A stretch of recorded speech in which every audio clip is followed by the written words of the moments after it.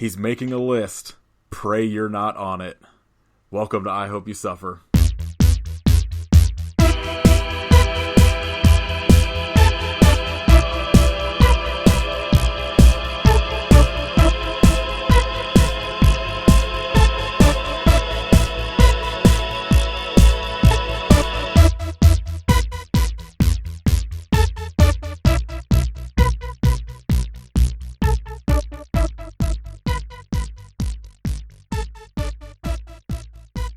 This is I Hope You Suffer. My name is Nathan. I'm Kit. And this week, for episode 15, our Christmas episode, we watched the absolute classic 2005 movie, Santa's Sleigh. I can't believe that movie's 13 years old. I can, because Goldberg looked terrible in it, as opposed to like when he came back to wrestling and was actually in shape again. I thought he looked fucking jacked. It gets towards the end of the movie and he takes his jacket off. I was like, holy shit. I guess he does there. Huge. He, like, at the end of it, when he's, like, in his fucking biker outfit, I was like, he kind of does not look good like this. But in fairness, no one looks good in a biker outfit. Oh, no. I bet he was 100% rocking out to some Godsmack. Like, this movie, I had never seen this movie until this week, and this is one of those movies that I can remember anytime we would go, like, Crystal and I would go to, like, rent a video or some shit, go to, like, Family Video. Like, it was always there, and I'm like, oh, that's a fucking stupid Goldberg movie. There's no way this movie's any good. And this movie is legitimately fucking awesome. You fool. Like, the best movie of all time. Right in front of your face. This is easily the best movie we've done for the podcast. Oh, 100%. And I would say this is probably as far as any movie I can think of, this is probably the most, like, perfect movie for this podcast, because it is like, when I suggested to you about, like, starting this podcast where we just do, like, dumb bad movies, but typically, you know, ones that we would be like, oh, this is kind of awesome. Like, this is pretty much what I had in mind, was something like this movie. It's got it all. Like, it's dumb, but it knows that it's dumb. It's so over the top that you're just constantly like, what the fuck did I just see that? And it's got Bill fucking Goldberg in it. The one-liners are fucking amazing. And it's also like I lost my mind because I watched it, like, literally we got done recording the last episode where we got done talking about Chris Kattan, and I immediately started this movie and was like, holy shit, Chris Kattan is in the fucking beginning of this movie. I completely forgot the entire opening sequence to this film. Oh my god, it's so good. And I laughed so fucking hard. I had to pause the movie. I was cracking up. I cannot believe the people that were in this movie. Especially, like, just that room for this opening scene is, like, kind of bonkers that they got all of these people into one room. Alright, so this movie was directed by David Steinman, whose only directing credit is Santa's Sleigh, which is a shame. But coming out on top. I mean, you paint your masterpiece, why keep going? You know? This was all downhill. He technically he worked on and, like, other, like, as a, you know, like, assistant director or, like, the producer or, like, whatever other kind of general roles on Castaway, Red Dragon. That's to do it, right? So you go from Santa's Sleigh to Castaway, Red Dragon, Rush Hour 2, What Lies Beneath.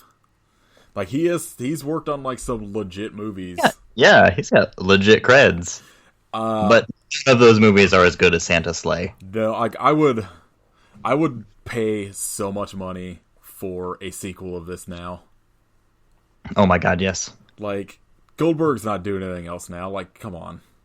Yeah. So, this movie stars WCW, WWE superstar Bill Goldberg as Santa, or Satan's son, or whatever else the fuck he's called in this movie. And he has some amazing credits to his IMDb. Like, Ready to Rumble, number 1. Yes, interspersed with, like, because it has, like, all of, like, he was on this WWE DVD and all that kind of shit. But Ready to Rumble, Love Boat: The Next Wave, Universal Soldier: The Return. Oh man, that's a movie. If we ever do a non-horror one, we've got to do Universal Soldier: The Return. I feel like we could just do any of the Universal Soldiers and it would be worthy. Full stop. And he's on the Goldbergs, which is pretty fitting. It's appropriate. And he's actually been on the Flash TV show, which I don't remember because I've watched pretty much all of that, and I don't remember him being on it, and now I want to go watch his episode. Because I will say, like, he's not a great actor, but he's totally fine. He's pretty awesome in this movie, though. Like, he knows his wheelhouse, and he sticks to it, and it's great. He like, was pretty great casting for this movie. He was also in the movie American Satan, which was written and directed by Ash Avildsen, the founder of Sumerian Records. Oh, yeah. Starring Andy Biersack from Black Veil Brides. Oh boy. Yeah. You're saying a lot of things that make me not want to watch that movie. It's got Malcolm McDowell, Denise Richards. Oof. Well, Michael McDowell Drake would make Bell, me watch it, but Bill Duke. Bill Duke? How the fuck why is Bill Duke in that movie? Why? Like, what is this movie about? I watched the trailer ages ago, and I was very confused. I saw that in his credits, and I was just like, I don't even want to look to see what this is. There's only really 3 other actors that you really need to know in the movie, and that is Douglas Smith as Nicholas Yulson, who was in the kind of, I think, recent movie, maybe like 2 years ago, the Ouija board fucking terrible movie. He was in Stage Fright, which I believe is a remake, but he was also in Antiviral, the Brandon Cronenberg movie. That was a weird one. Yeah. I mean, it's a Cronenberg, so I feel like if you just have even the sun. If you have that last name, your movie's not going to be normal. Emily DeRaven as Mary, who was in the Hills Have Eyes remake, which is kind of awesome. And then Robert Culp. Do what? Said and Fran Drescher. Yeah. Well, you have Robert Culp as the grandpa, who is in a bunch of shit, but most important, Silent Night, Deadly Night 3. But in the opening scene of this movie, you have Rebecca Gayheart, Chris Kattan, Fran Drescher, and James Caan, which are all pretty insane cast who just have in, like, the opening, like, 5 minutes of this movie. And then I think the only other person I wrote down was Dave Thomas, who plays the pastor. Yes. Which, he's awesome, too. He's in, like, fucking everything from this era. Like, any comedy, he's probably got, like, some kind of small role in. I was trying to think. There's one movie that I always, like, whenever I think of him, it's the go-to, and I can't recall what it is. I think it's probably Coneheads. Is he in Coneheads? I haven't seen Coneheads since it, like, first came out in theaters. Yeah, he is, who plays the main, like, FBI dude that's trying to track him down? He's like his silent assistant. Yeah, I have no idea. I'm trying to think, like, because I've seen All that right, we'll movie. do Coneheads. I've seen that movie at least twice, but like it's been like when it first came out. I'm gonna go out on a limb and I'm gonna say it still holds up. I'm sure it does. I just There's no way Coneheads holds up. No. Dan Aykroyd has one movie that holds up, and it's Ghostbusters. Everything Is that true? else, I feel like he's done something else. I don't know. Like, have you ever seen oh fuck, what's that movie called? It's got him and Chevy Chase, and it's kind of like do what? So Blues Brothers holds up. No, Just write off Blues Brothers like that. just gonna go ahead and pass that by. Fuck, he did this one movie that I can't think of the name of, where it's like, it's sort of like, I don't want to say it's a horror movie, but it's like real creepy, and it's not a comedy, but it's him and Chevy Chase, and like John Candy's in it, and Dan Aykroyd plays like the villain, and it's real fucking weird. Like Sounds real weird. In the middle of it, Digital Underground shows up, and like Tupac is in this fucking movie from when he was in Digital Underground. Oh, Nothing But Trouble. Yes, yeah. That film is incredible because he's the judge and he has a dick for a nose. 100%. Not subtle. Not subtle at all. All I could think about is like the very end of the movie when like Chevy Chase runs out of the room and just makes a hole in the wall like a fucking Looney Tunes cartoon. That, and it's like John Candy in drag. I'm pretty sure I own this movie. Boy, I have it on DVD somewhere. It's it's such a weird movie. Like there was some Isn't Dan Aykroyd also the two gigantic mutant baby people? I don't think so. I think one of them's like another kind of comedian, if I remember correctly, and I think the other one is just kind of some rando. That movie's fucking weird. Yeah, you want to talk about a movie that you have no idea how it got made? What? Yeah. So, like, the podcast How Did This Get Made did an episode about it, and it's like they just talk about how pretty much the entire time watching it, they're just like, this movie is not fun. I don't know why Dan Aykroyd thought this was a good idea. It's pretty crazy. I suggest watching that if you want to just feel bad about yourself for like an hour and a half. It rules. So, two quick trivia things about this movie before we jump into it. It is a Christmas movie, but ironically, like 90% of the cast is Jewish. It's fantastic. Which, like, apparently Goldberg, like, the thing about this movie that like melted my brain was like Goldberg would have things when he wrestled about like not working on like Jewish holidays. Like he had like was just steadfast and like, I'm not working like whatever like Jewish holidays. Like I'm not wrestling. I'm not doing anything. But then did this movie, which has like a very weird, somewhat anti-Semitic part in the middle of it. But it's also there is a movie in the movie Ernest Saves Christmas called Santa's Sleigh, same spelling.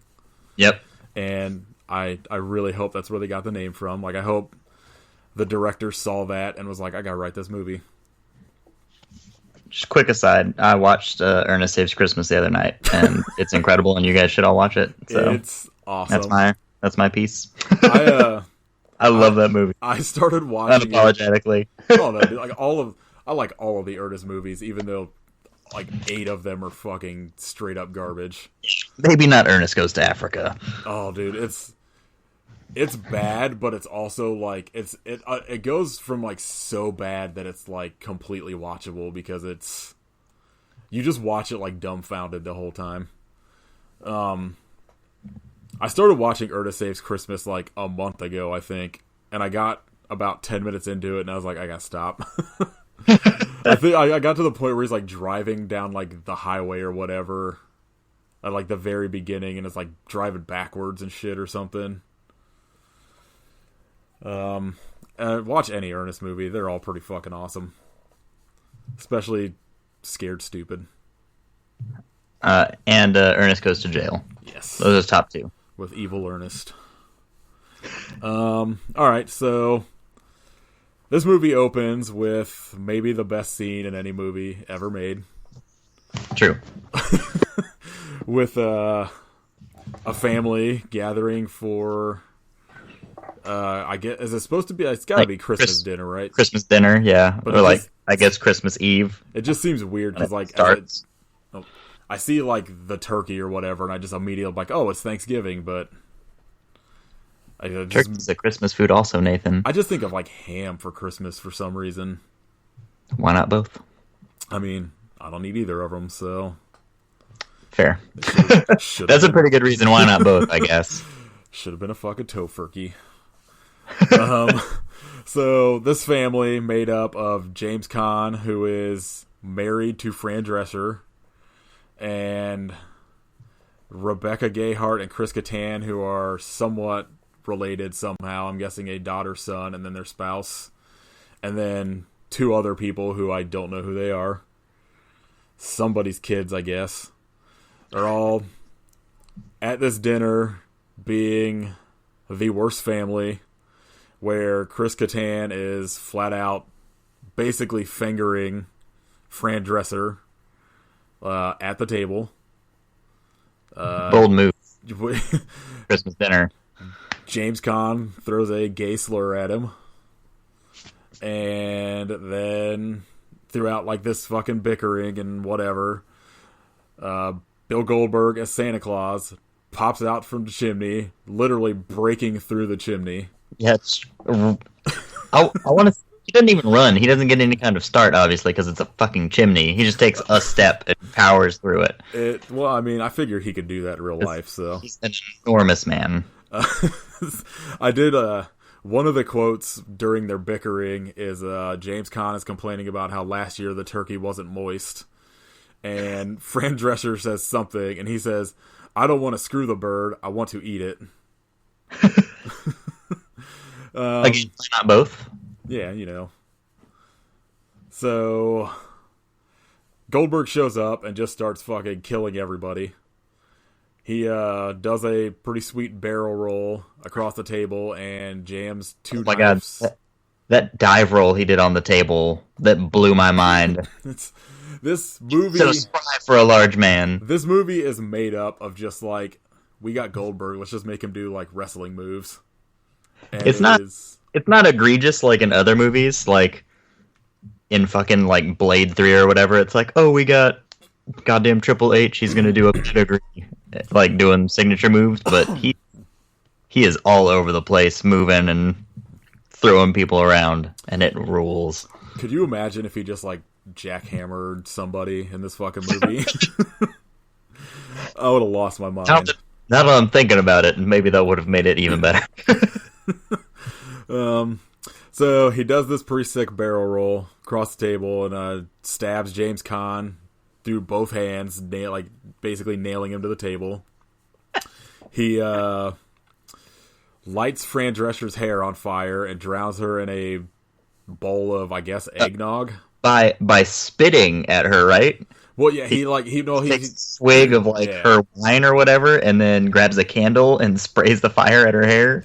It has like the best fire effect of all time. Chris Kattan tries to square up with him, be a tough guy. I think before Chris Kattan was my favorite part, and that was he leaps off the table and he punts the fucking dog straight the ceiling fan, and it's launched at the wall. That's the first thing he does when he enters the room, is he kicks the dog and it hits the ceiling fan and flips around and smashes into the fireplace. And that's he does that. He does that and then barrel rolls on the table. But my favorite part of it is after he knocks Chris Kattan out, he just kind of turns around and looks at one of the girls who gets scared and falls backwards and impales herself on something on the ground. I can't remember how the other girl dies. Oh, she goes running off and he throws the fucking star off the tree at her. That's right. It's like, you can find just this opening scene on YouTube if you don't feel like renting this movie. It is worth watching this like 5 minutes because it is. Just buy the goddamn movie. Oh Just yeah, buy it. I mean, I've been looking, trying to find it used for about the last week anywhere I go, and I'm not coming across it. But I also don't want to buy it off some like weird person selling shit on Amazon. Fair. So I cannot believe this movie has not been released on Blu-ray. Like, Shout Factory has to pick it up at some point, right? Or Arrow, like it was like, I did not realize, because like I said before, like I always just assumed this was just like a dumb shitty movie, and then I've seen people like all pretty much since Thanksgiving, like almost everybody I follow that like is into like horror and stuff has posted about this movie and their love for it, and I see why, because it's fucking amazing. But like, I hope you realize what you've been missing out on this whole time. I never realized how apparently like revered this movie is. But also, every single person's like, this movie's terrible, but it's terrible in a great way. Legit magic. So, minus the gay slur in this opening credits, there's also some weird like Samoan line racism, because it's not going to suffer. They're saying grace, and she's like, "Oh, I'm thankful for, this person and everyone except the Samoans." And I think it's Fran Drescher like turns and is like, "Samoans?" And Chris Kattan's like, "Yeah, I don't know, just move past it." Chris Kattan is a fucking treasure. He needs to get casted shit more. Agreed. I'm waiting on the sequel to Monkey Bone to manifest. Oh man, that movie is awesome. So after this opening scene, you get the credits, and you get your first kind of idea that this Santa is evil after he kills everybody, because it says Satan instead of Santa at the very beginning before the letters rearrange themselves. Gasp. Yeah. And after the credits, you open up on the township this movie takes place in, which is Hell. Yeah, Hell Township. It's fucking metal. It's no Snowminton, but I mean, I assume Hell Township is in Snowminton. It very well could be. That's the fucking sequel we need. Just combine Santa Sleigh, Jack Frost crossover. Just fucking team up. Oh man, that would be awesome. Fuck. Why don't I live in that timeline? Yeah, we got garbage politics and no Santa Sleigh Jack Frost crossover. There's a universe where we've got good politics and that movie. Yeah. And I bet it's the happiest place anyone's ever lived. That's what I'm dreaming about when I go to sleep tonight. So this, like all this shit opens after the credits. You get introduced to the main characters that are all. It's like the Olsons. Yeah, Nicholas and his friend / possible girlfriend Mary working at this Jewish deli with this old lady who was basically every customer service customer on the planet. God, I hate her. I do too, but oh my god, mostly because I've dealt with her. Same. She does curse very well, though. I don't. This lady's just like the kid in Better Watch Out, where she's a phenomenal actress because she makes me fucking hate her so much. Like, she demands that the Jewish owner of this Jewish deli tell her Merry Christmas, and when he does, she says thank you and go fuck yourself. So that's pretty much the type of customer you're dealing with here. She also bitches that the sandwich is too much. And it's like $4.50 for a sandwich. And dumps a fucking wallet full of quarters out on the table. Or on the counter. After this... It's coming to her. After this scene, you get pretty much my favorite line in the whole movie that, like, when I first started watching this, made me laugh so fucking hard. The old lady leaves, and you cut to her driving her car, and Santa shows up with his, like, giant fucking reindeer in his sleigh. It's like a bison. Yeah, it almost looks like gigantic bison. It looks like Paul Bunyan's fucking... Yeah, Babe. Yeah. But, it's white, not blue. But I guess it's supposed to be a reindeer. But it's like a reindeer if Goldberg was playing the reindeer. But this old lady's driving her car, and Goldberg shows up behind her and yells... She's intentionally, like, swerving way far left and right. Well, like, really trying to sell it. She's a horrid driver. She's an old lady, so she's obviously a terrible driver. But old people everything. He's behind her and gets pissed and yells, "Move, bitch, get out the way," which I lost my fucking mind. It's so good in his Goldberg voice. Yeah. Move, bitch, get out the way.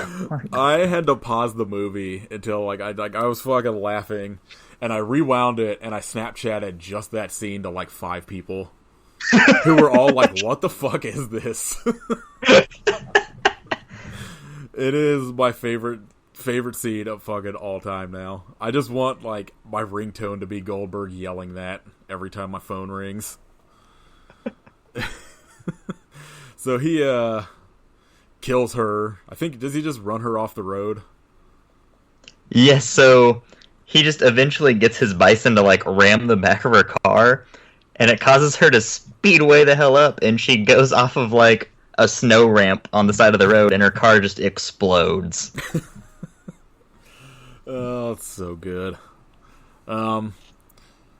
Also, when you get introduced to Nicholas and Mary, it is kind of set up that Nicholas is a dumb douchebag by playing this fucking stupid game with his fingers. I don't know what it's called, but it comes back in the end for, like, just a dumb joke, but, like, that's like you have to do like the kind of okay sign, and which I believe you're supposed to do below your waist, and then that's how I've always played it. Yeah, but he does not.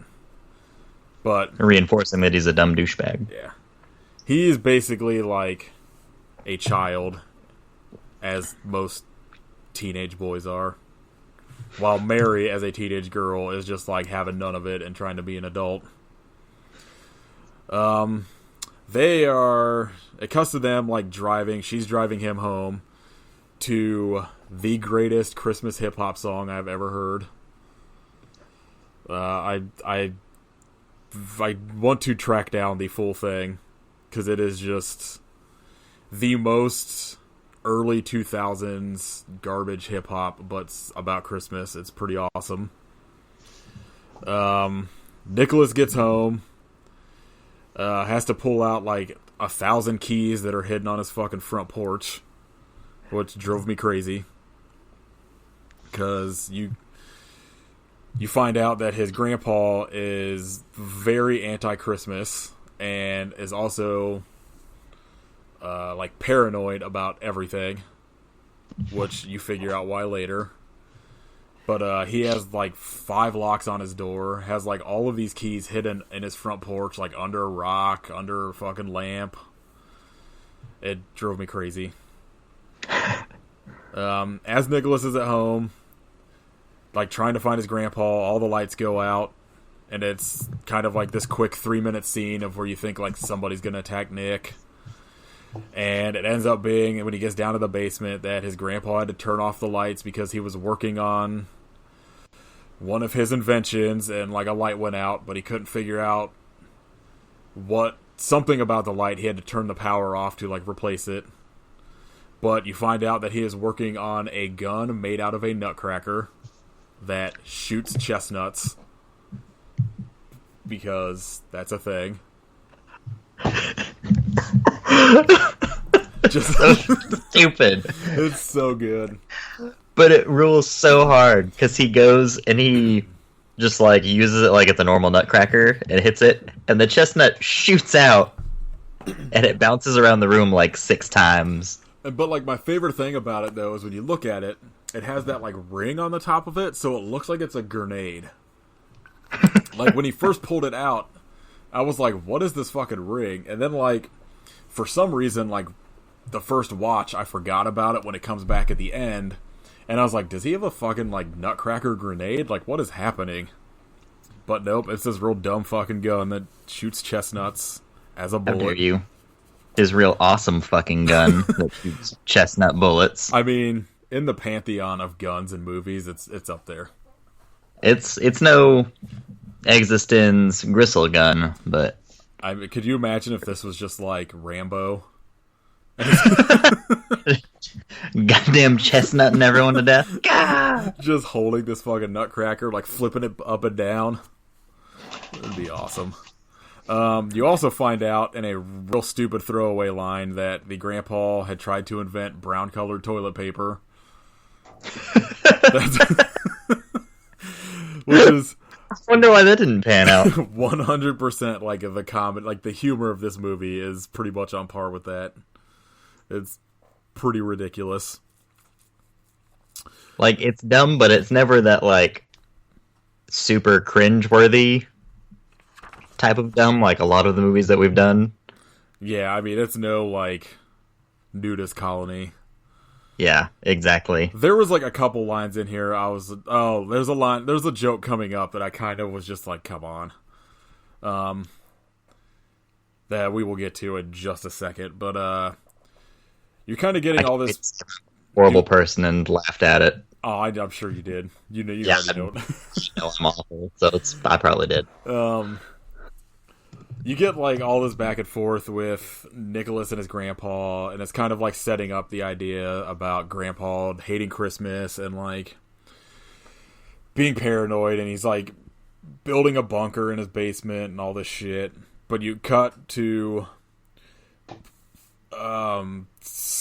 Goldberg Santa like walking down the street and gets mugged to where Santa, I'm just referring to him as Goldberg from now on. Yeah, please. The WWE champion Goldberg pulls out a candy cane he was sucking on and stabs this robber in the eye and then smashes his face into a wall. Into a brick wall. And then throws him in a dumpster. Oh, I should also say that, like, in the opening scene when he kills James Caan, he jams an entire turkey leg down his throat and then smashes his face into the table. They really get the most out of that gag. It's pretty fucking awesome. And you cut back to Nicholas and his grandpa kind of bickering, and you get to Kit's probably favorite joke in the movie, and I'll go. You go ahead. Because I want let's see if you are saying what I was going to say. Oh fuck! I don't remember what this part is. Oh, okay. So this is when they're walking up the stairs, and you hear like a weird floorboard creak, and Grandpa apologizes, and Nicholas is like, "What are you apologizing for?" And then all of a sudden you get a beat, and he just goes like, "Oh, Granddad," and it's that he farted in his face. That was the joke that I was like, "Oh, God damn it, come on." Yeah, I definitely laughed at that. I forgot there was a fucking fart joke in this movie. It's just funny because it literally doesn't sound like a fart. Like they literally put in like wood creaking. And so when they get upstairs, Grandpa pulls out this book that called like Book of Claws, I believe is what it was. I like to imagine that it like sounds more German than that. Well, it's the Book of Claws. It's all in Icelandic, which means you would have a fun time trying to pronounce any of it. Oh, fuck. My weakness. Which I'm don't think the myth of Santa Claus is Icelandic. I'm pretty sure it's probably more like Norwegian area. I'm not 100% sure on that, and I'm probably wrong. Not versed. But I'm also pretty sure not Icelandic. I'm no Santologist. Oh, fuck. What the hell I got you on this podcast for? But when like the grandpa pulls the book out, Nicholas asks him if it's the Necronomicon, but pronounces it Necronomicon. That was so weird. That really jumped out at me. I was like, did he pronounce it like that? I don't even think it was supposed to be a joke. Like, I think that's just how he pronounced it. Yeah.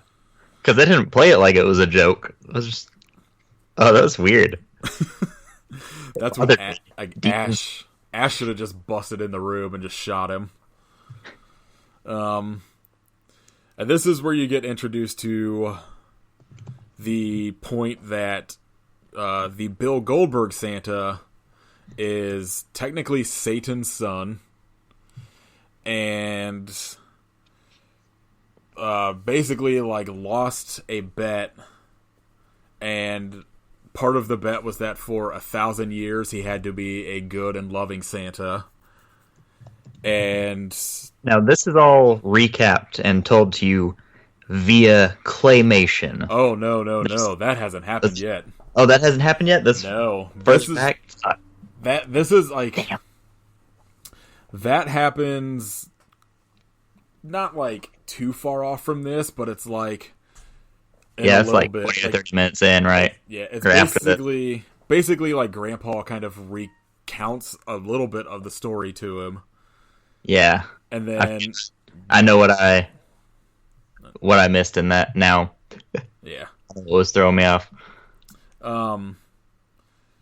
So he's kind of like telling him this story, and Mary shows up and gives Nicholas's grandpa a plate full of Wolverine meat that her dad's the sentence. Her dad's plate full of Wolverine meat. Well, plus that her dad's Ammo for Animals Club shot it, and that's what she brought it from. And I don't remember. Glimpse at it. It's pretty gross. Delightful. You also just get that I don't remember what the joke is or like what the line is, but they drop like a slur against like retarded people.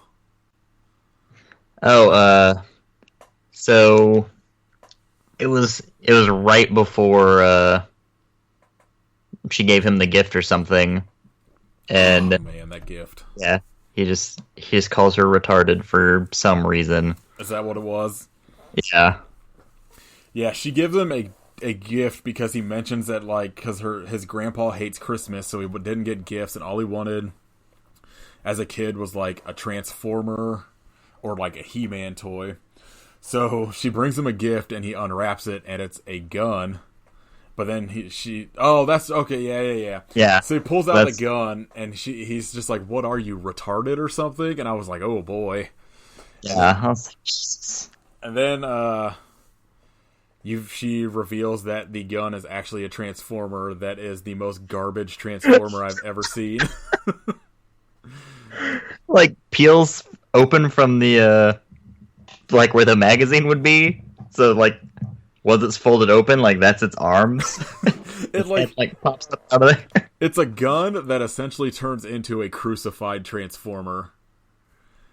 Because it's so bad. That's also like if I was ever to buy a prop from a movie, I would buy that prop. Easily. And so Nicholas is just kind of being a douchebag still, and Mary gets pissed and leaves. To where you cut to Dave Thomas as the pastor or preacher or whatever he's supposed to be of this town. Giving a sermon, and like, I don't know, it's just kind of like your typical comedy, money hungry, like preacher. Says something about seeing coins in the tithe and chastises his congregation about it.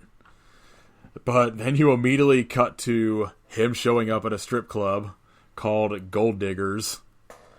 And on the billboard for it, it just says Gold Diggers, home of the Klondikes, and like the special guest is Tess Tickler. Which is, this movie has got a handful of the names, super terrible but awesome like pun names. But like reading that the first time, I didn't put it together until I said it out loud.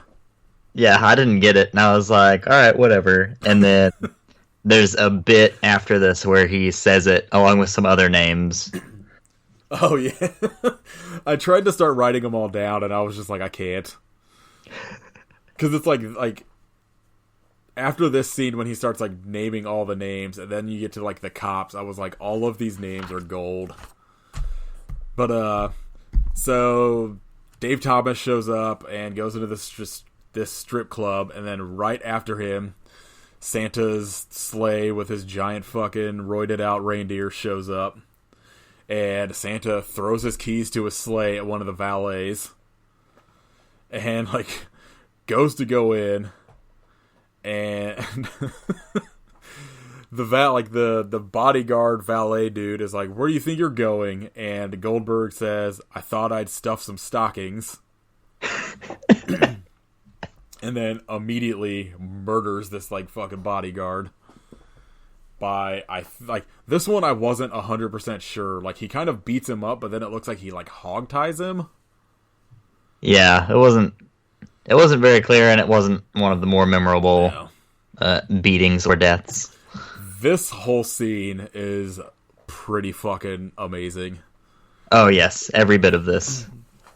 Because Goldberg kicks open the door to the place, and he looks around, and I believe he utters, "Ho ho, pause, hose."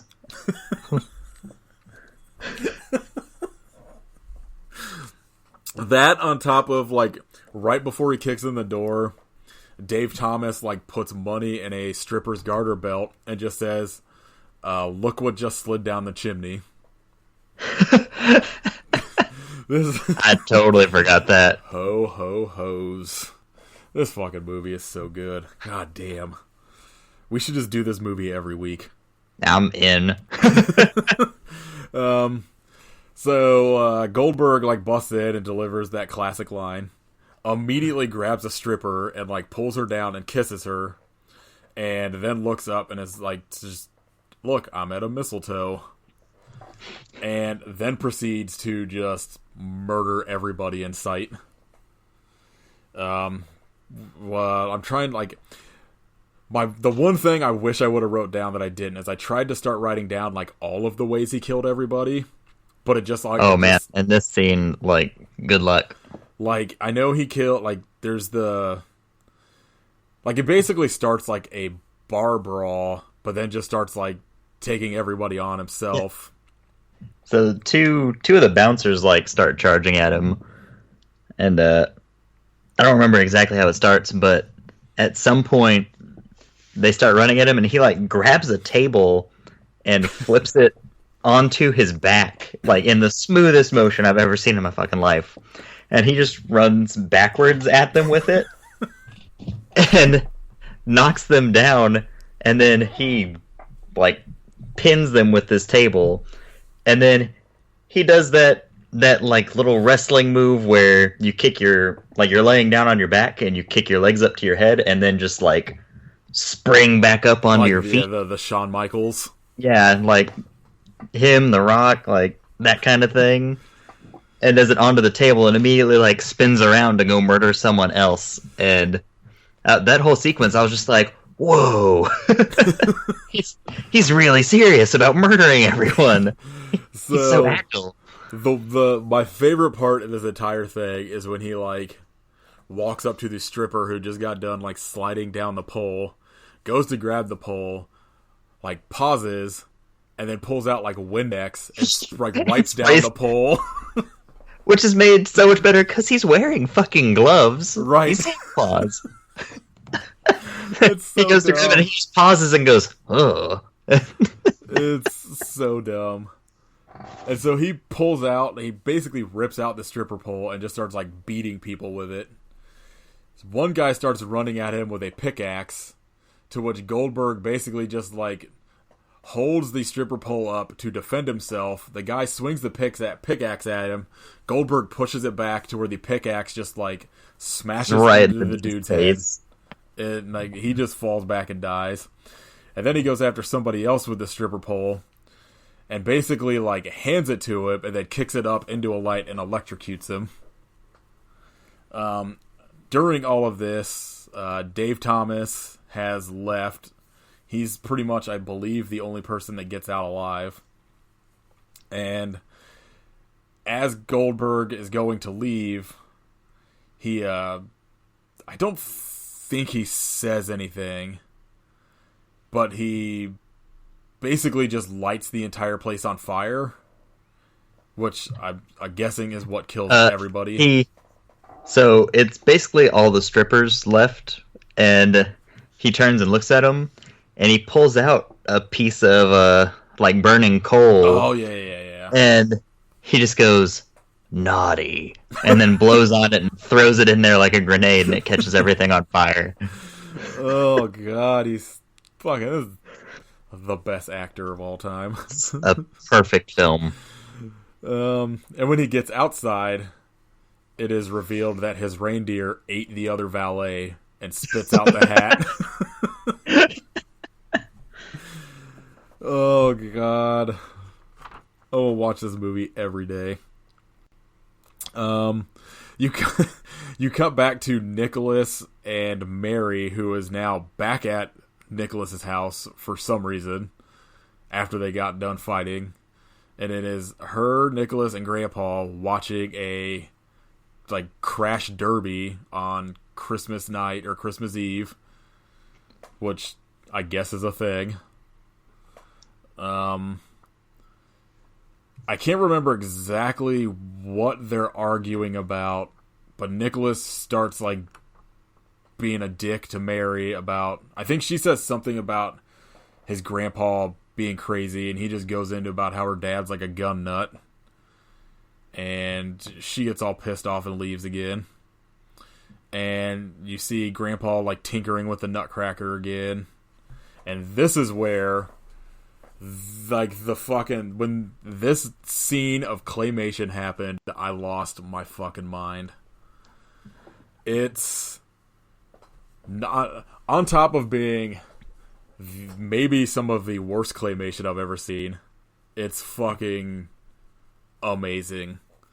Like right in the middle of this bonkers movie is like a solid 10 minutes of claymation, and it's like the first time you watch Kill Bill and it goes to that weird anime segment. Yeah. Where you're just like, what is happening right now? Why are they doing this? And it's just like they didn't even try to make Santa look like Goldberg. No, not at all. Like the grandpa kind of looks like the grandpa. Like it kind of looks like Robert Culp in that, like with that hair and shit. The Santa looks nothing like it. But the Santa they just made look like Yukon Cornelius if he had a white beard. It was just like a lot bulkier. The most mind-boggling thing about this scene and this movie in general is that this claymation scene is basically detailing you what the bet was between this angel that made this bet with Santa, who is Satan's son, that he will stop killing people or elves or fucking whatever he was doing, because he's like fucking he's doing something where he's beating up these like elves, and he's just like, if I win this contest, then you have to stop for 1,000 years. And I think it was like if Santa won, then he like, this angel had to like go into hell forever or whatever. But the contest is curling. Because why wouldn't it be? And I could not fucking get my head around the idea that it was like curling, because they just kind of like mentioned, they're like, oh, they just like they tossed rocks, and I'm like, no, this is fucking curling. And then it's like 100% curling at the end of the movie.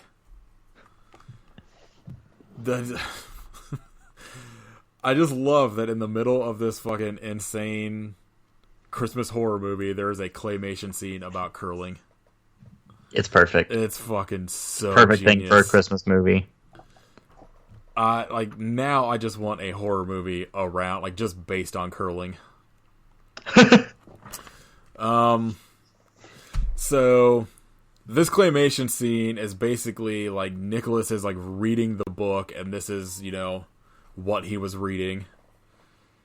It's also like, it shows like there's a shot that when it cuts like under the ice, there's just like a fucking like sea lion down there swimming around, which I thought was pretty funny.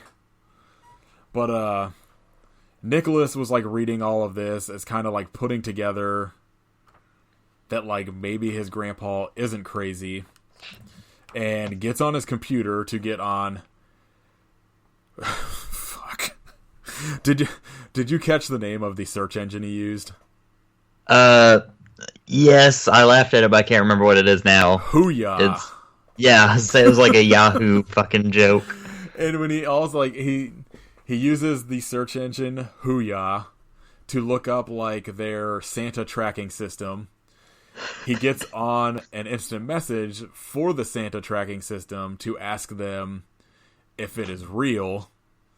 Some other person on the instant message is like, "How old are you?" And he says 16. And the guy answers back, "Well, maybe your parents just haven't had this conversation with you. Of course this isn't real."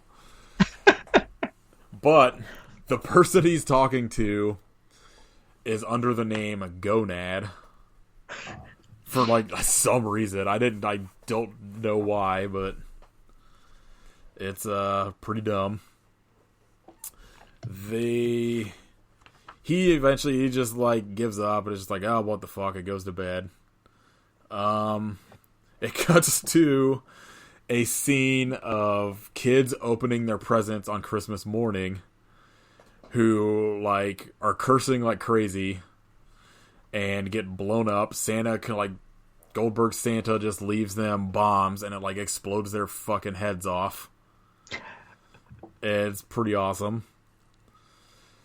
And that's when you get the scene of Dave Thomas at his church again, talking about the tragedy that befell gold diggers. And do you have these names? I've only got the two, Yeah, and he's talking about it, and he's up there like sweating, looking super nervous. He's like, "Oh, we're here to mourn the loss of life at this terrible, terrible smut, building of sin or whatever." And he goes, "Oh, let me read off some of the names of those that we lost, including Dixie Wrecked." And he like looks to the side like real quick, like making sure no one catches it, and Testickler. And there was like at least 3 more that I just did not write down. I was laughing so hard at Dixie Wrecked that I didn't catch anything else. It's so good. And so you cut back to the Jewish deli where Goldberg shows up. It starts like banging on the front door. The deli owner is just kind of like, "Hey, we're closed. Go to like whatever place down the street. They're open." Goldberg starts banging on the door again, and then basically just smashes through the fucking window or like the glass of the door, and comes in. The deli owner starts throwing rocks at him that he just happened to have on the counter. How he tenderizes the meat. A good rock. Goldberg pulls out, like, grabs a can of soda and just fucking wings it at him.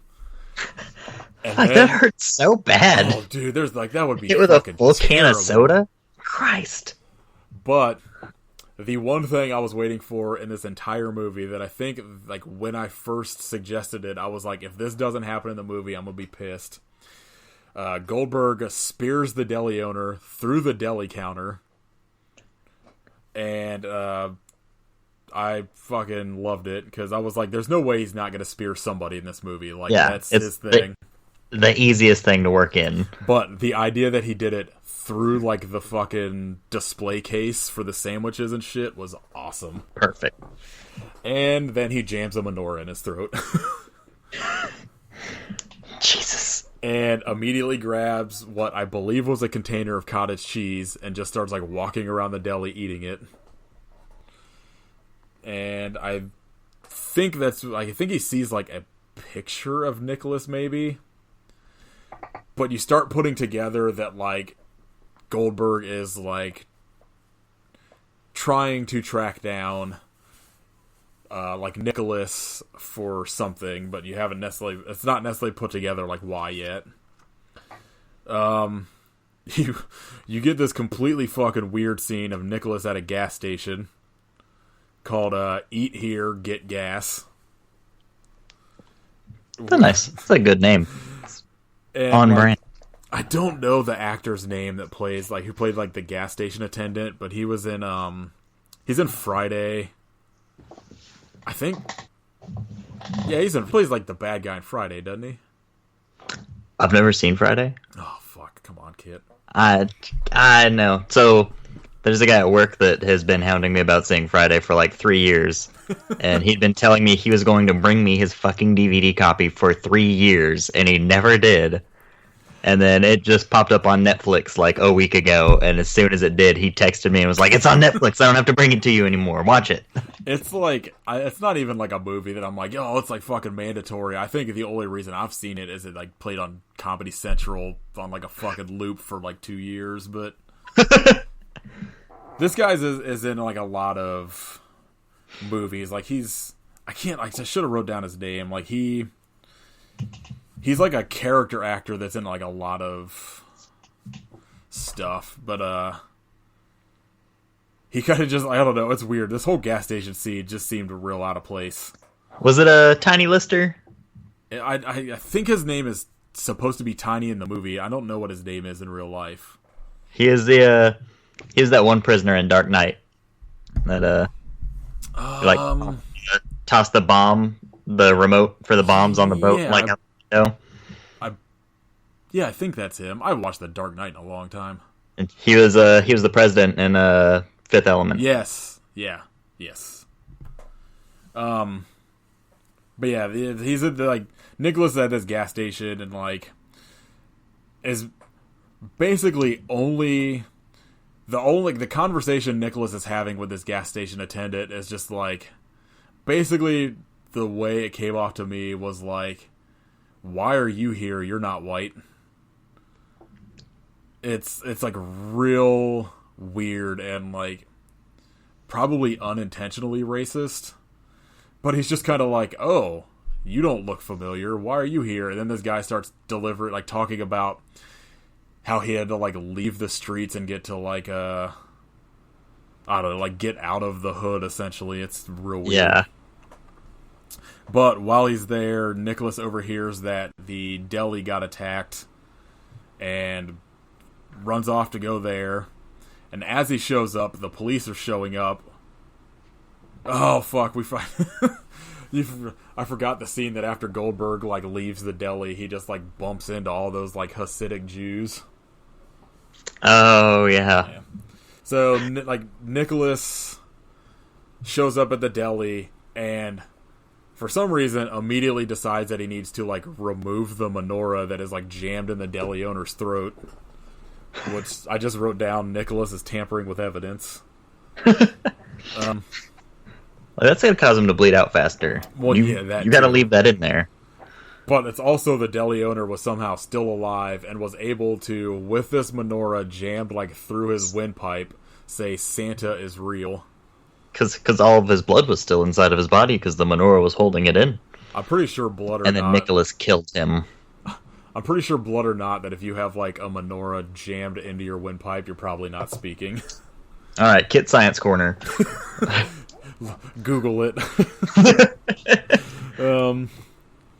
But as Nicholas is in there basically just getting his fucking fingerprints on everything, the cops show up and immediately start questioning all these Hasidic Jews standing out front.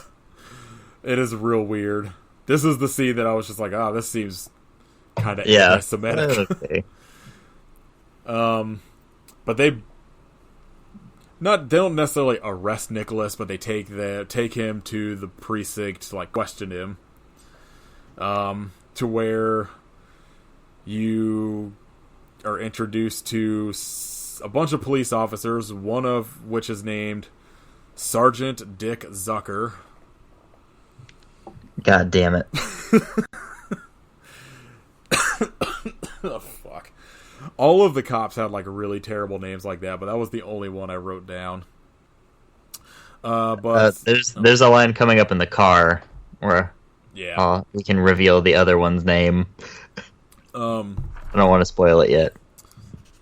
Nicholas, while being questioned, immediately, like, as opposed to every other movie where, you know, like whoever's like being questioned won't reveal what actually happened, because you're always just like, I don't know why they don't just tell him the truth.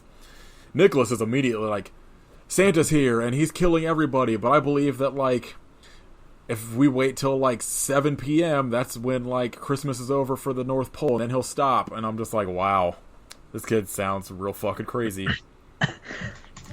So that's why they don't tell the truth. Yeah. Got it.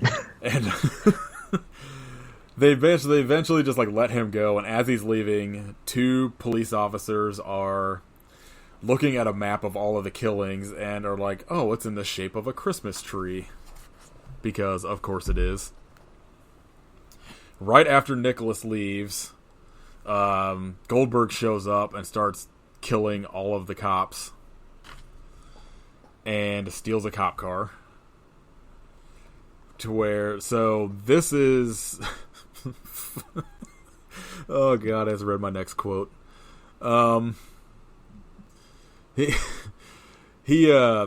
Goldberg steals the cop car and like basically pulls over Nicholas and Mary. And do you want to reveal what the cop's name was in the line? They're talking about this officer, and his name is Cock. Officer Cock. And so the guy goes, yeah, that cop really, really sucks. And what's her name immediately just goes, Cock? Just goes, that guy really sucks. Cock? Like, she also, when they're getting pulled over, she asked Nicholas, what is it with you and Cock? I missed that line. God damn it. So stupid. And so, like, Goldberg basically, like, Terminator 2's Nicholas and Mary. Because when they realize it's him, they take off, and he starts chasing it down like T-1000. Somehow gets onto their truck, and, like, there's this just, like, fucking stupid scene about, like, with Nicholas getting the shotgun, and has, like, no ammo in it, but all the ammo's in, like, the fucking glove compartment or some shit, and eventually they get Goldberg, like, off the truck and drive off.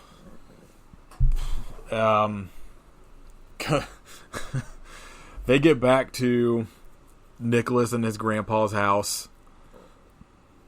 I believe there's just kind of like some talk with like Nicholas and his grandpa where he's just like, okay, like I believe you, like what's going, like obviously something's going on. They're kind of having some back and forth when Goldberg shows up and just starts murdering a bunch of carolers outside of grandpa's house. Which one should. Yeah, I was gonna say I'm fully on board. Fully supported. They go. I wish he'd murdered more. Yeah, that's just the next 40 minutes. Yes. Maybe that can be the sequel. Just murdering carolers. Yes. We can see if this dude's on Twitter and start tweeting at him. So they go and like hide in this bunker that Grandpa had been building. Um, they Goldberg starts like busting into the house and finds the bunker and just starts like smashing into the door.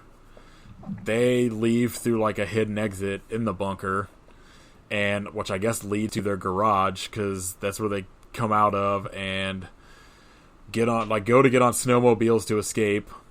Goldberg shows up like in the alley as they're trying to get these snowmobiles to like work, and you have a showdown between Goldberg and Grandpa, and it's kind of Grandpa starts like saying things that starts to reveal that he starts body shaming Goldberg. Oh fuck, I forgot about that. He's like, looks like you've put on like some more pounds, and he's like, Mrs. Claus is a good cook. But like Grandpa, like you start getting like the idea that Grandpa isn't just like a feeble old man. Like he starts delivering lines. He's like basically about like, I knew you would track me down. It's been however long, blah blah blah. And you kind of start to put together that Grandpa is somehow the old man story. Basically, somehow like involved with what happened to Goldberg, that like the bet. And as they're having this back and forth, Goldberg's reindeer and sleigh trample Grandpa and kill him, which was like the most anticlimactic death in this movie.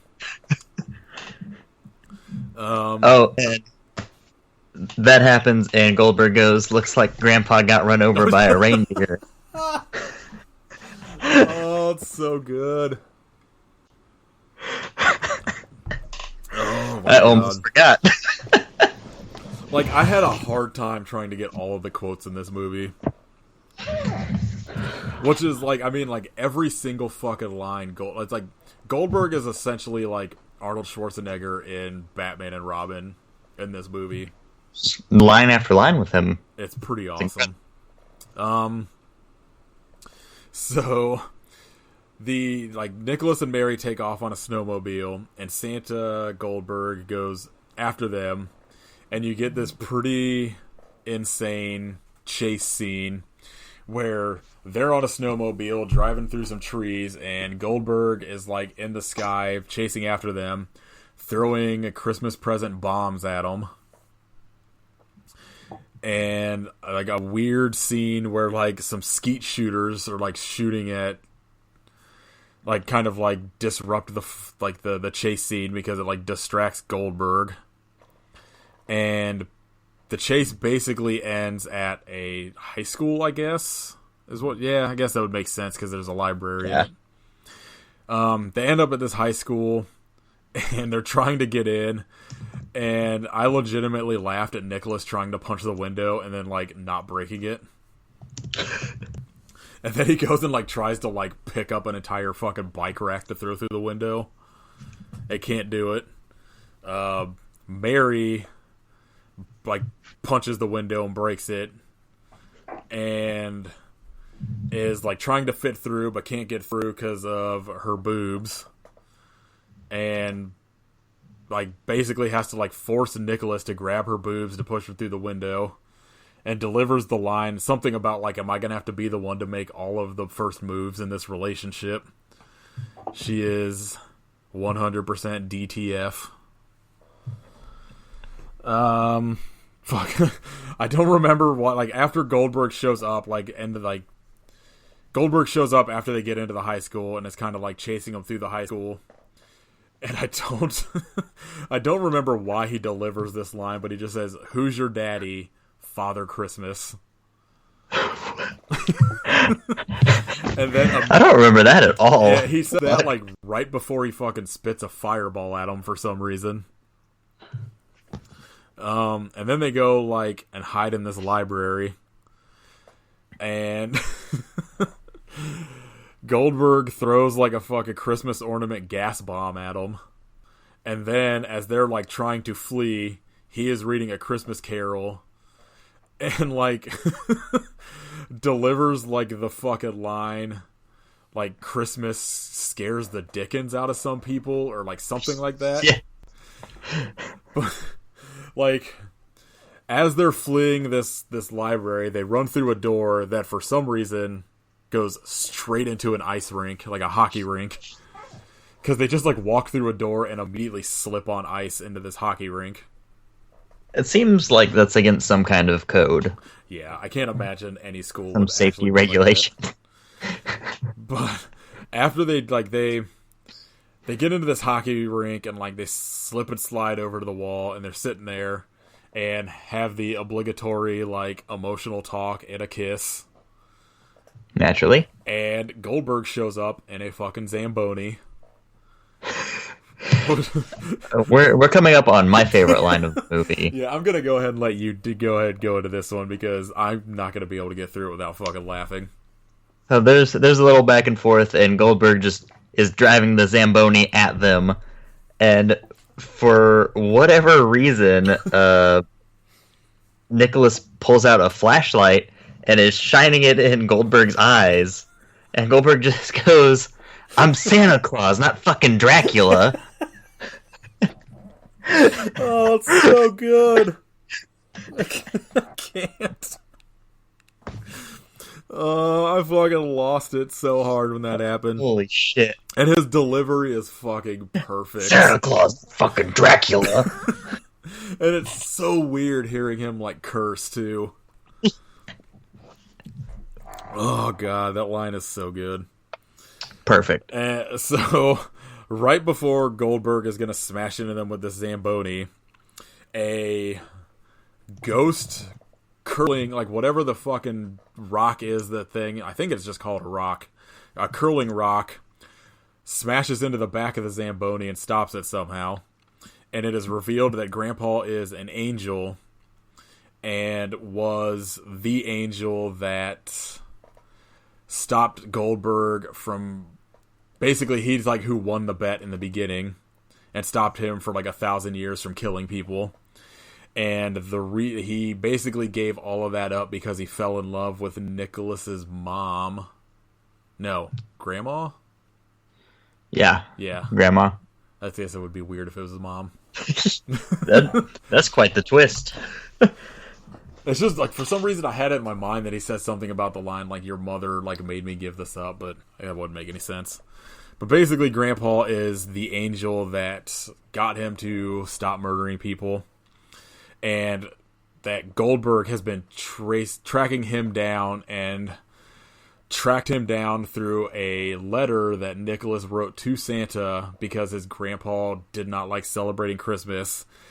And Goldberg's reading of this Christmas card is my favorite thing of all time. Like, does a dumb, like, little kid voice. Oh, it's so good. Like, I fucking loved it. It's... Dear Santa Claus. If you know what Bill Goldberg talks like, or, like, is, like, his delivery and, like, wrestling promos, like, imagine that, but he's doing a high-pitched, like, falsetto. It's fucking genius. So...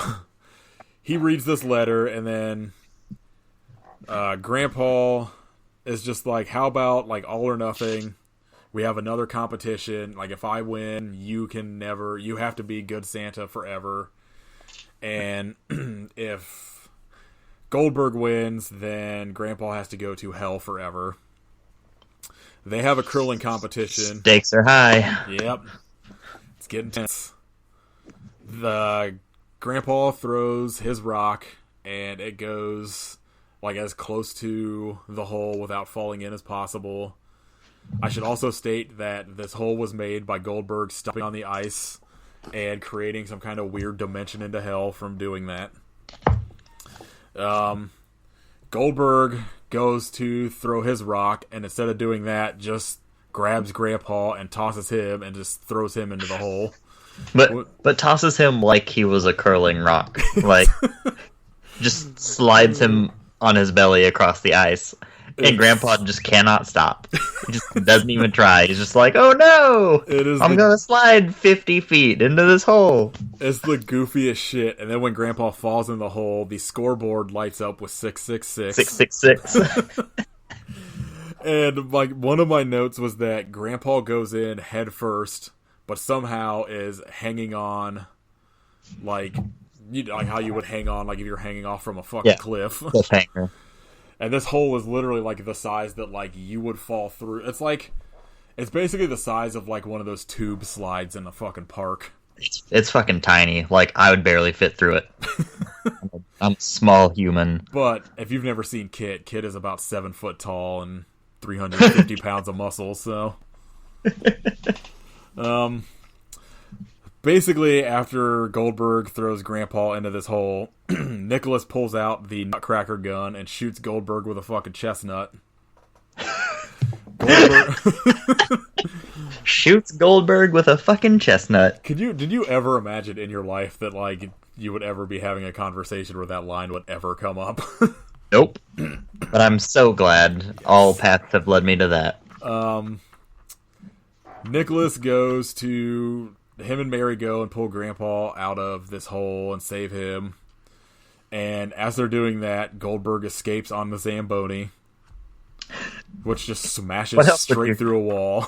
What else would you escape on? Number one, I want to know how he ran fast enough to catch up to a fucking car earlier, and he decides he's going to escape on the slowest goddamn contraption known to man. Also, one that I can't imagine could burst through like a fucking cinder block wall of a school.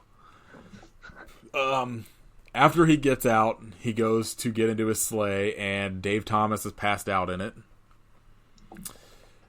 Dressed as Santa Claus. Yes. I forget how that happened, but he's dressed as Santa Claus throughout this whole sequence. I think there's a scene when they're during the chase scene where like they go through like the town square or whatever, and everybody's dressed up as. No, yeah, he's. I think he was just in there dressed up as Santa, Starman or something, dressed as Santa. There's a bunch of the only stuff I really just didn't care for in this movie was all of this shit with like the gun group. And like this douchebag with his fucking voice microphone because he smoked too many cigarettes and lost his fucking vocal cords. I totally forgot about that. Yeah. It just kind of like immediately put like a halt to the end of this scene that like didn't necessarily need to be there. But as like Goldberg is escaping on his sleigh, Mary's dad shows up, who is part of this like NRA-ish type group, and shoots the reindeer with a bazooka, exploding it into a bunch of pieces. And you see a Santa fall out of the sleigh and impale itself on a flagpole, which ends up being Dave Thomas, not Goldberg. Dun dun dun. Yeah. This is basically like, where their story ends. Like Nicholas and Mary are like apparently a couple now. Nicholas finally gets Mary with his dumb finger game, and she starts punching him instead. He says, I think he goes to like hit her or something like that, and she says, "You hit like a girl," and he says, "Well, you kissed like a guy." Yes. I was like, what? And all of this is like, they're happily ever after. Nicholas has the fucking book of claws, realizes that like his life is probably going to be kind of like his grandpa's now, where he's got to look out for Santa and all this shit. And to where you cut to the airport, and Santa Goldberg shows up dressed like a fucking a biker. Every Harley rider you've ever seen in your life.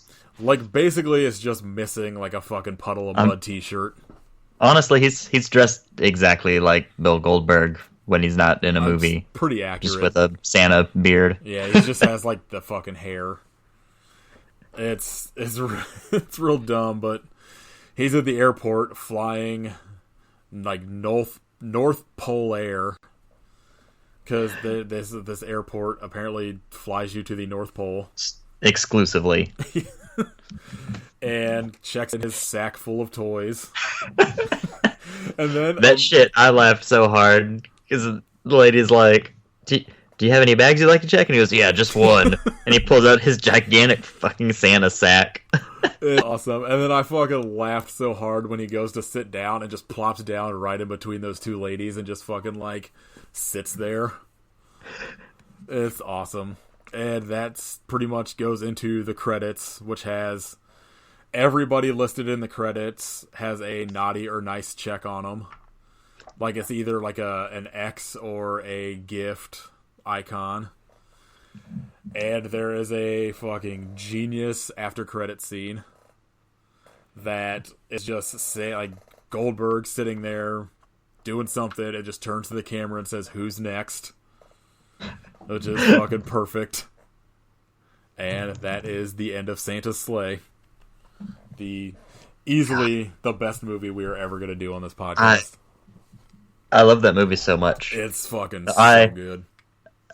I think I had told you we should do Santa's Sleigh or whatever, because I had seen it, and I watched it on Netflix, like, God, I don't know, 7 or 8 years ago. And I remember it being good and ridiculous, but I don't remember it being that good and that ridiculous. Yeah, it's pretty amazing. It's like the Leprechaun movies, where it's like so dumb that it's good. Yes, it's because again it's aware it knows what it is, and it knows that it's being, dumb and absurd. It's definitely written as like a comedy as opposed to like trying to be like a horror movie of any kind. Yeah, it's pretty awesome. It's not like Silent Night, Deadly Night 2, where it's like, let's make a sequel to this film, and it's so bad that it's hilarious. Oh, fuck. Garbage Day! I'm Santa Claus, not fucking Dracula. I would love to see Bill Goldberg as Dracula, though. I would just... fuck, I would watch the shit out of that. Let's do the Universal Monsters shared universe they were planning on doing, but Goldberg is all of the monsters. All wrestlers is the monsters. Like Big Show is the Wolfman. Yeah, Kevin Nash is the Mummy. I mean, Kevin Nash pretty much walks like a mummy, so... Yeah, exactly. Let's see, who would be creatures from the Black Lagoon? Oh, I'm gonna say Paul Heyman. Goldust. Goldust. Right. We went very different routes on that one. Alright, so... I'm picturing a creature from the Black Lagoon doing that thing Goldust does, where he breathes in real deep, like...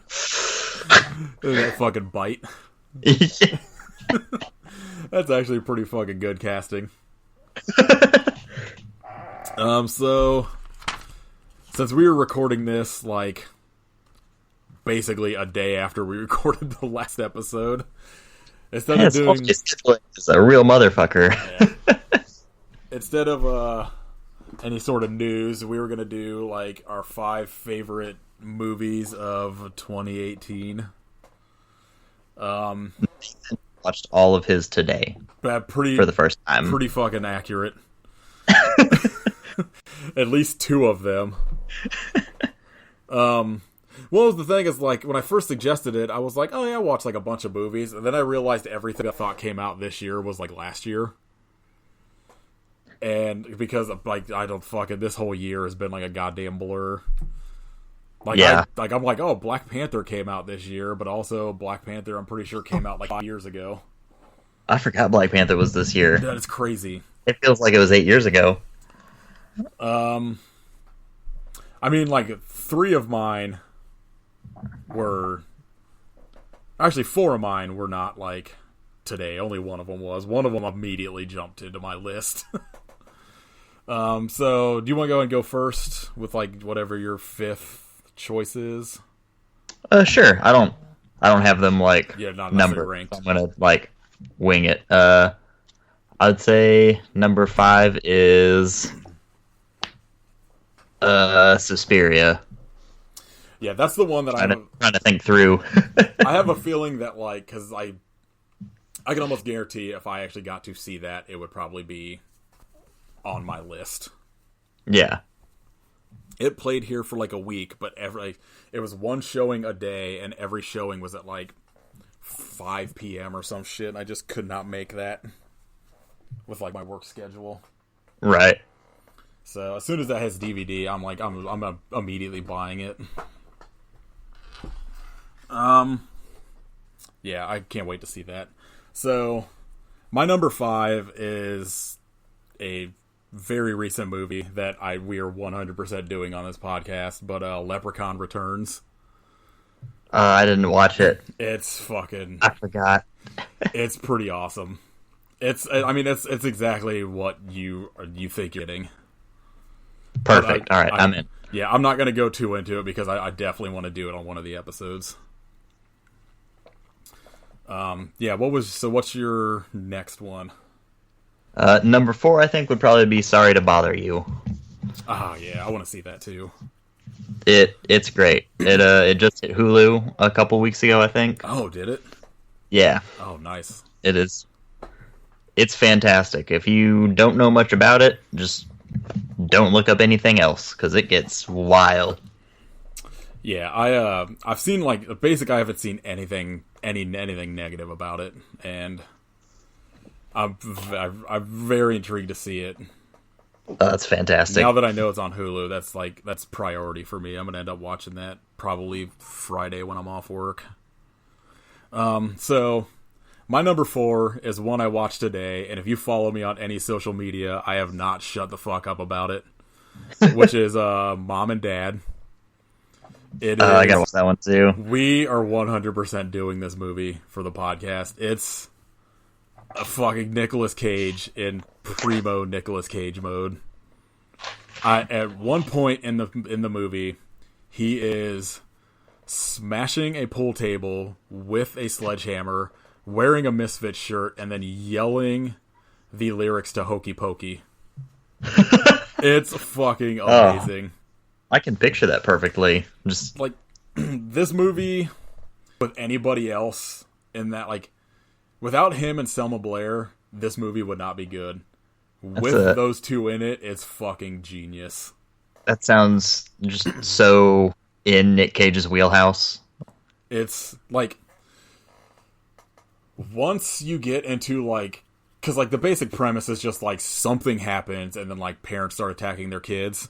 Once that happens, it's just Nick Cage being 130% Nick Cage, and it's fucking amazing. Fuck yeah. I also... Sold. Before we started recording, I told Kit that I have managed to watch 4 Nick Cage movies today. And it's been pretty fucking sweet. You know, Pimmy wants to say that's entirely too much Nicolas Cage for one day, but a larger part of me respects the hell out of that. I did, like, my Christmas stuff with my mom and, like, whatever today. And I was just like, my goal for 2019 is I'm going to watch every Nick Cage movie. I believe in you. There are 97 of them. I have 365 days to get through his, like, 97 acting credits on IMDb. Which also, like, separate podcast. What's kind of amazing is Nick Cage he did Mom and Dad this year, Mandy, he did... What this year? He did, he's one of the Spider-Mans in Into the Spider-Verse. Between Worlds? Yeah, he voices Superman in Teen Titans Go to the Movies. Like, he's having a fucking good year. Yeah. He's back on top. Where he should be. Absolutely. So, what is your next choice? Number 3, I believe, is going to go to Hereditary. The movie I am not going to like. Yeah, no. Did that hit a streaming service yet? I think it might be on Amazon. Yeah, I was going to watch it when it hit something. I can't remember if it actually did yet or not, or if it was coming at, like, the end of December. Yeah. I want to say, I think I saw it on Amazon, but I might be mistaken. Yeah, I'm definitely gonna watch that at least, but... There's Paul. Yep. He's getting rambunctious now. So, my number 3 was Halloween. Oh, yeah. I very much liked this movie. Basically, the thing that kept this movie from being like a perfect 10 for me was just the dumb new Loomis. Yeah, that whole subplot just that bummed me out because it was so dumb. Everything else, like I was very on board with. But I can't wait to watch it again. Yeah, just because I enjoyed it, but I wasn't like head over heels for it. And I'm hoping that a second viewing, I'll knowing everything going in, it'll really hook me. Yeah, I feel like if you could just cut out that new Loomis stuff, it would be on par with like the original for me. Like I really liked this one, and but I think that has a lot to do with like I'd fucking love Jamie Lee Curtis in it, especially all of the shit like at the end. Yes, like I thought the entire end sequence is fantastic. Yeah, all the stuff with them kind of like switching roles from the original and all that, like I was fucking on with. All right, what do you got next? Number 2 would be Annihilation. Oh yeah, I need to see that too. Annihilation's really good. When I was looking up like movies, I was like, like movies that came out this year. I was like, God damn, I haven't seen like any of these, and I just never did. I was watching fucking Ernest movies for like 2 weeks, and then fucking Married with Children for a month. Yeah, I've got a backlog of movies I need to watch, like a bunch of Shudder exclusive things, but I've just been watching King of the Hill. Yeah, if I have free time, it's King of the Hill. Yeah, I don't blame you. King of the Hill's awesome. My number 2 is Cam. Ooh, I haven't watched that one yet either. It's fucking... I've heard good things. It's like... When I first heard about it, I was like, oh, this is... Like, there's like a bunch of dumb, like, social media, fucking stupid horror movies. Yeah, and that's like kind of what I... printed and shit like that. Yeah. This is, like, one of the most tense movies I've seen in a long time. And, like, kind of... Don't want to necessarily like kind of spoil anything on it because it's 100% worth watching. Kind of going in with less known about it as possible, but it's really good, and like the main actress is pretty fucking incredible in it. It's on Netflix right now, so I definitely suggest watching that. I'm gonna go ahead and say both our number ones are Mandy. Yep, that is correct. Technically, my number 1 movie of the year, all like for everything, would have been Avengers Infinity War. But going with like the horror kind of theme, like I went with like Mandy is definitely like way above everything else. It's one of those ones where each viewing has gotten better. I've seen it probably 4 times now, and it's just it's either picking up little things that I didn't notice, or just being enthralled all over again. Yeah, I watched it for the 3rd time today because I was like, I want to like kind of like refresh myself with this because I knew we were going to talk about it, and yeah, like it's one of the most gorgeous movies I think I've ever seen. It's incredible. It like gets you in a trance, but the first halfward's a lot slower and it's a lot more visually focused. Like, a lot of the shots of just, like, tree lines that are just, like, red or, like, blue or, like, whatever color. And I like a lot of the shit, like, especially, like, at the very end when it's, like, the showdown and it's just, like, the, like, red kind of magenta-y color kind of going in and out. Yeah, all of the colors are fantastic. Yeah, it's like... It's Nick Cage, like, not being typical Nick Cage. He's kind of a lot more subdued, other than maybe, like, 2 or 3 times. He gets to show a pretty good range. Yeah. Because he gets that crazy Nick Cage, but he also gets to be serious Nick Cage in it, Yeah, it's so good. And it's also, there's, seeing it in a theater, they have the sound super cranked up, so... Some of the lines, it was kind of hard to understand what was being said. So I didn't catch this until watching it at home. And it's the first time he, like, confronts some of the like, biker gang or whatever, and he's in the house. And he kills the dude with the razor blade dick. And the other guy, like, shoots at him. and he runs over to him and just screams, "You tore my shirt! You tore my shirt!" It was like got that like I had no idea that's what he had said the 2 times I saw it in theaters, and I fucking died. Yeah, I lost it. I had to pause it and rewind. The first time when he's just like, "That was my favorite shirt." Yeah. Like, so good. Oh man, I might watch Mandy tonight. Fuck. The fucking just like the design on that fucking biker gang is fucking amazing. So cool. I know a lot of people have like aversions to Nick Cage and whatever, but like you should watch Mandy. It's even if it's just for like if you're a fan of like Suspiria, you should watch Mandy. Like the original Suspiria. Because if you're a fan of anything, just go ahead and watch Mandy. I mean, like most people, like that's the thing they always talk about with Suspiria is like the colors and all that, and like it's like Suspiria's colors like amped up to the highest level. I'd say it's very much in that same kind of wheelhouse, very fever dreamy. Fever Dream's a pretty good fucking description of that whole movie.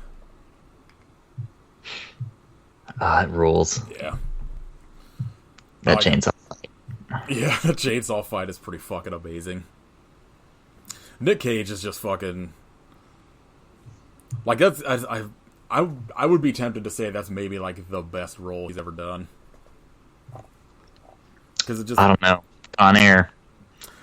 I'm Put the bunny back in the box. I think that's just like an actor, like he's in like top form in Mandy because he just gets to do like a little bit of everything.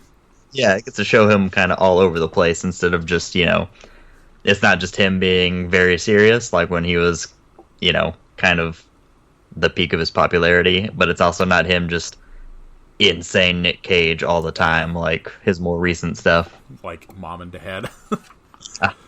The fucking like the clip I posted on Instagram of Mom and Dad is fucking where he's just like screaming motherfucker through the door, and it's fucking top notch. I'm gonna go find something else in Nick Cage to watch before I go to bed. I'm gonna go for 5 movies today. Fucking Gone in 60 Seconds. I'm gonna see if fucking Ghost Rider's on anything. Oh fuck yeah. Yeah, I mean like my list would probably be a little bit different. It would only be different if I've added like because like Infinity War and Black Panther would ideally probably be in my top 5. Infinity War would 100% be my number 1 movie. Like I've been waiting to see that movie for fucking 35 years. Like I've wanted to see like the thing Marvel's been doing is like shit I've wanted since I was a kid. So like I'm fully on board with everything they're doing. I am who those movies are fucking for. So like regardless of what they do, I'm just like primed for it. But if you're gonna like Mandy's 100% the best thing outside of like Infinity War for me, like the entire year. Yeah, other than that, I got anything else. I guess we could definitely mention that Steve Nash died. The guy who played Jason in like Friday the 13th Part 2. Oh, okay. I was like, Steve Nash, why do I know that name? I know basketball, Steve Nash. Oh. I had connected the wrong dots. Oh, yeah. Technically, I guess like not the first Jason technically, but the first kind of real Jason. Yeah, first Jason, I forget his name, but the kid from, the original that pops out of the lake, he actually has a band called First Jason. Yeah. Fun fact. He's all about it. I met him one time, and he was like signing autographs just of the like lone picture of him leaping out of the lake. He's really cashing in on it. I mean, shit, I don't blame him. He probably gets fucking good money just going to cons and getting paid to take pictures and shit. I'm sure he does all right. Have you ever listened to his band?